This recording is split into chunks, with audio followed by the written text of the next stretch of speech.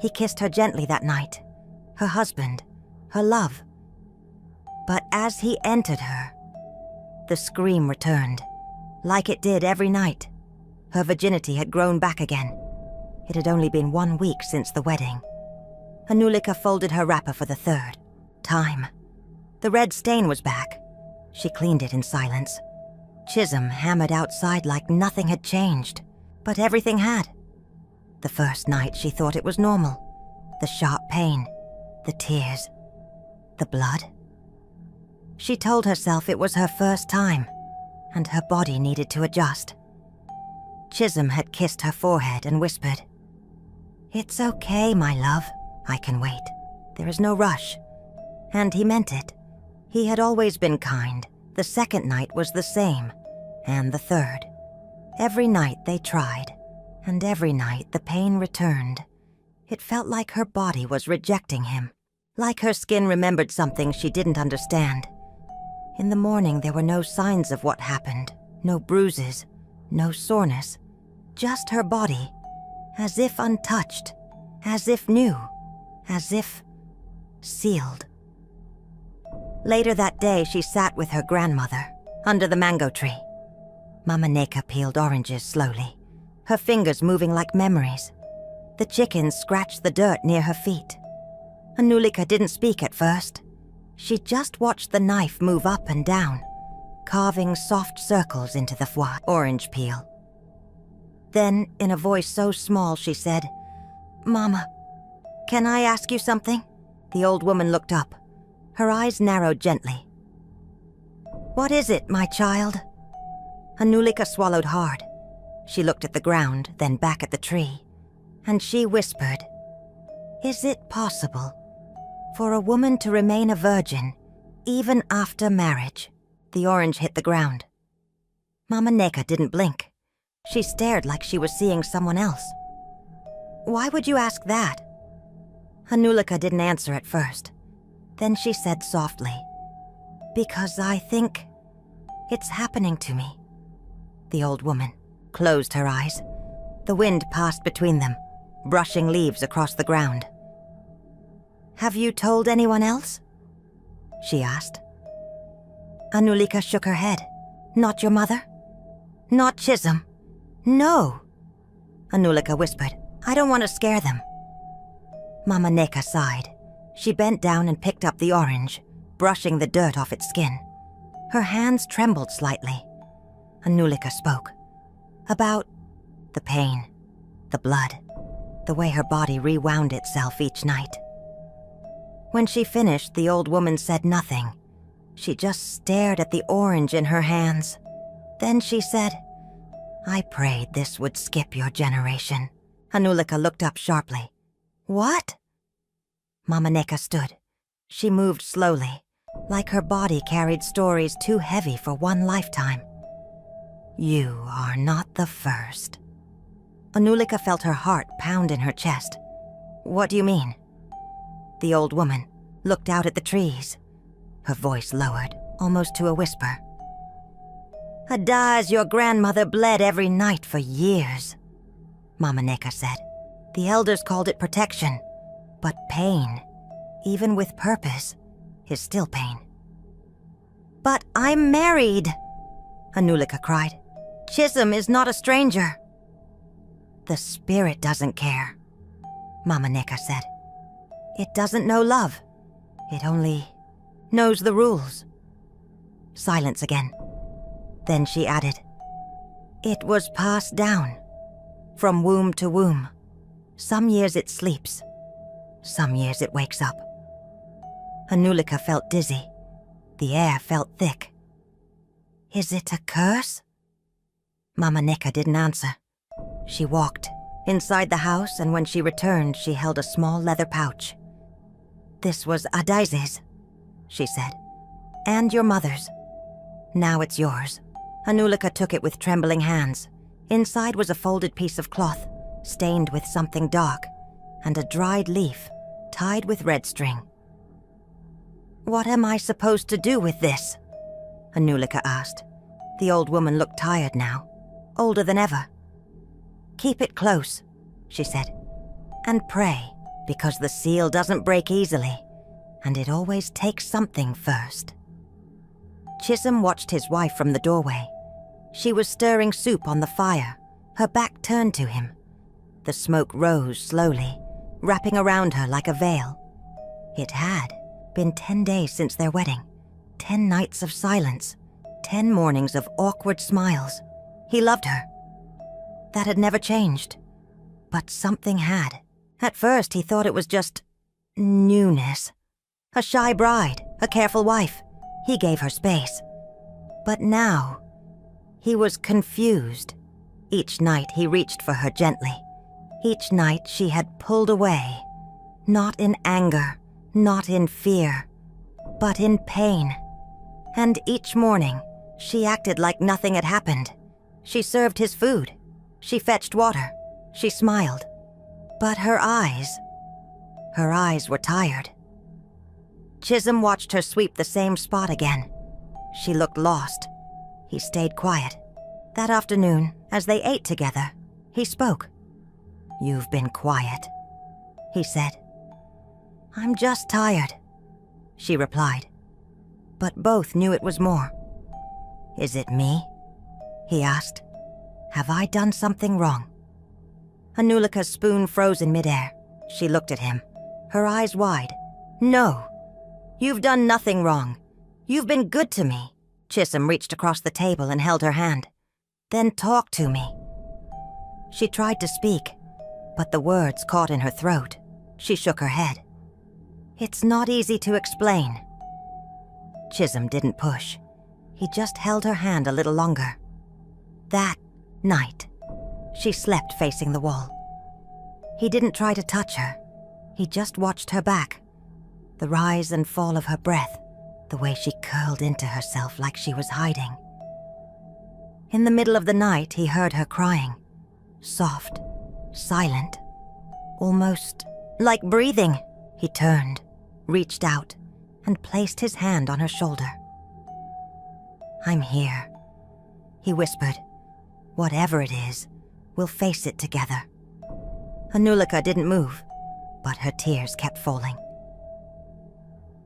The next morning, Chisholm went to see Mama Neka.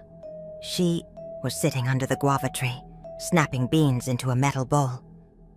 "Mama," he said, bowing slightly, "I want to ask you something about Anulika." The old woman looked up. Her eyes studied him carefully. "What is it, my son?" "She's not herself. She smiles, but I can feel her sadness. And at night, she cries. She says she's tired, but I know it's more than that." Mama Neka put down the bowl. "What else have you noticed?" she asked. Chisholm hesitated. "She bleeds, even now." The old woman's face changed. A flicker of something passed through her eyes. Something old, something sharp.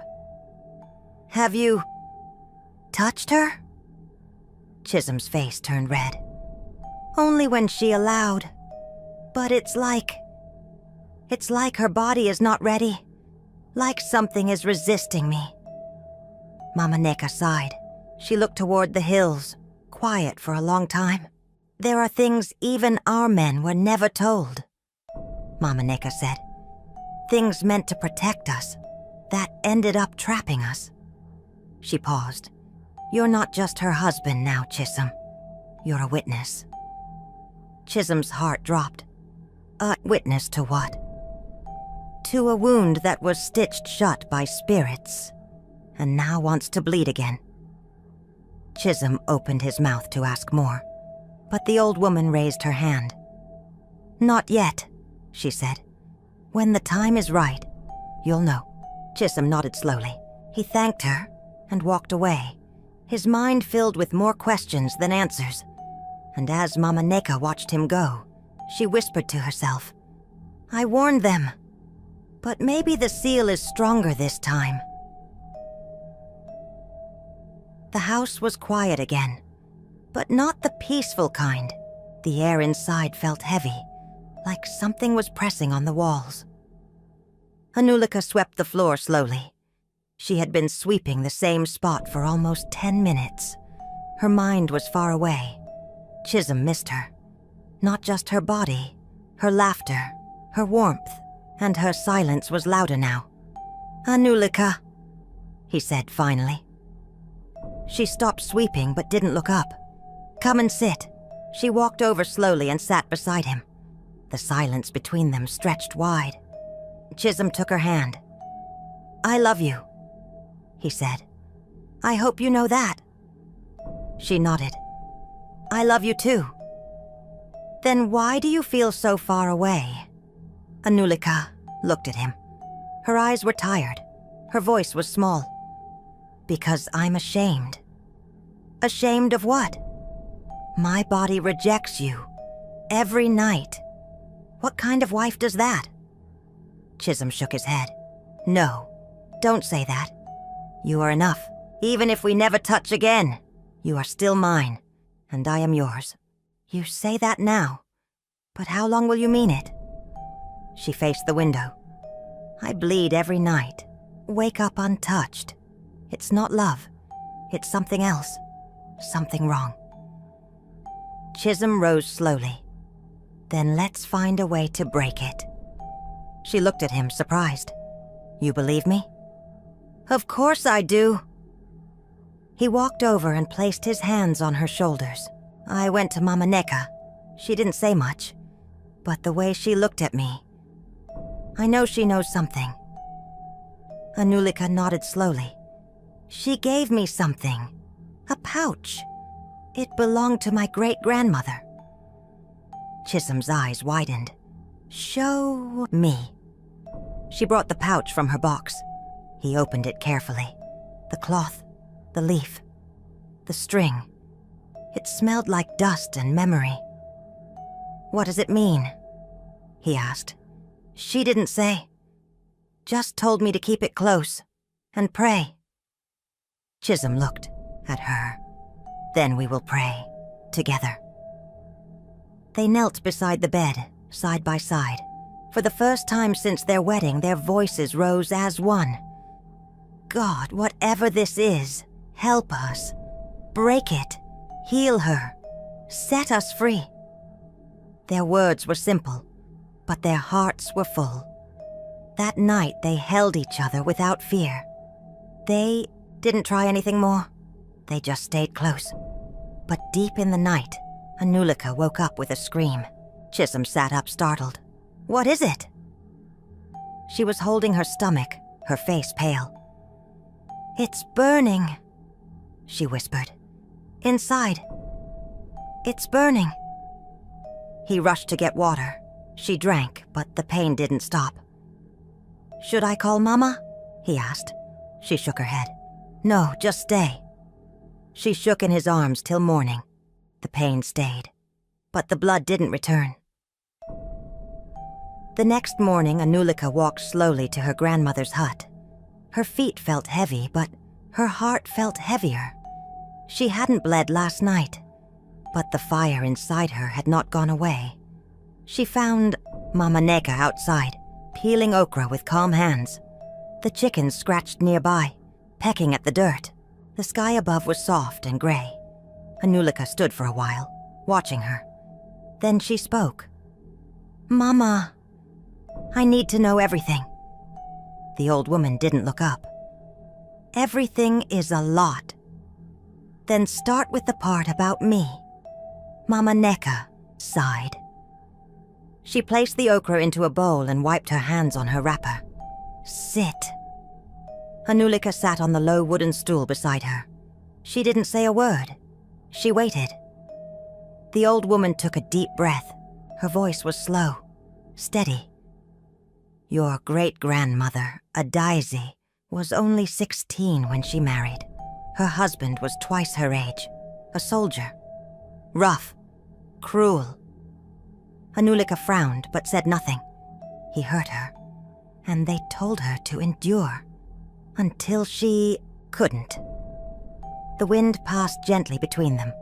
The okra in the bowl moved slightly. The women of the family were afraid for their daughters, afraid for themselves. So they went to the shrine. Anulika felt a chill crawl up her spine.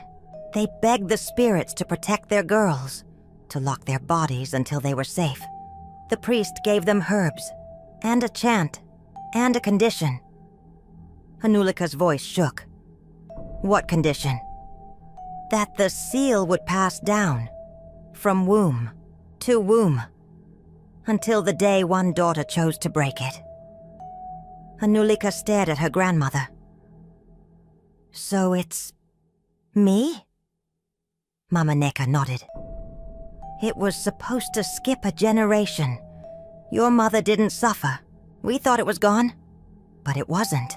No, it was only sleeping. They sat in silence. The okra, the chickens, the sky. Why didn't you tell me? Anulika asked. Because I didn't want this life for you. I prayed it would. Miss you. That love would protect you. But love is not enough. Anulika whispered. No, it never was. Anulika stood slowly. How do I break it? The old woman looked at her. You already have. Anulika blinked. What? The seal broke last night. That's why you didn't bleed. But it's not over. Why not? The seal doesn't break for free, Mama said. It takes a toll on dreams, on memory, but it will pass. Anulika was quiet. Then she asked, Did Adaisi survive? The old woman smiled softly. Yes, but she never spoke again. Anulika felt the air shift. And me? Mama Neka reached out and held her hand. You are stronger than all of us. You will speak, you will heal, and you will set the others free. Anulika stood. She looked at the sky. It was still gray, but there was light behind the clouds. The days that followed were quiet, too quiet. Anulika stayed indoors most of the time. She cooked, she swept, she sat on the mat, staring into space. Chisholm noticed. He didn't say much, but his eyes followed her everywhere. One night he asked, Are you still in pain? She shook her head. No. Then what is it? She didn't answer. She didn't know how to explain the heaviness inside her. The feeling of carrying stories that didn't belong to her. The weight of her great-grandmother's silence. The prayers of generations sitting on her chest. Every night she dreamt of Adaise, a girl in white, running, bleeding, screaming without sound. And every morning, Anulika woke up, tired. Like she had fought in a war she didn't remember. She stood in the doorway, watching little girls run barefoot through dust. Girls who didn't yet know what pain could be passed down. She turned to Chisholm and said, I want to speak to the women. He looked up from the bench. Which women? Every woman in this compound. They deserve to know. Chisholm nodded. I'll help you gather them. By evening, the compound was full. The yard was full. Eyes watching, whispers waiting.